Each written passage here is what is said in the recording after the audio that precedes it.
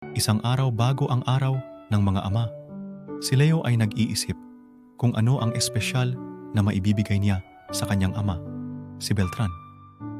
Alam niyang laging nag-iisa ang kanyang ama sa kwarto dahil nasa katandaan, kaya't naisip niyang gumawa ng isang simpleng regalo mula sa puso.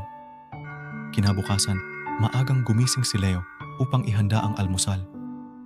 Nagluto siya ng paboritong pagkain ng kanyang ama, sinangag, itlog at tapa.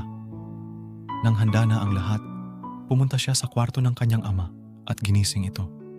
"Tatay, Happy Father's Day," sabi ni Leo habang dala ang tray ng pagkain. Nabigla si Beltran at napangiti.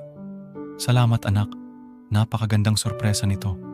Habang kumakain, inabot ni Leo ang isang maliit na kahon na binalot niya ng maayos. "Ano ito?" tanong ni Beltran. "Buksan niyo po, tatay," sagot ni Leo. Sa loob ng kahon, may isang liham na isinulat ni Leo. "Mahal kong tatay, salamat sa lahat ng sakripisyo at pagmamahal ninyo. Ang araw na ito ay para ipakita ko kung gaano ko kayo pinahahalagahan. Mahal na mahal ko po kayo."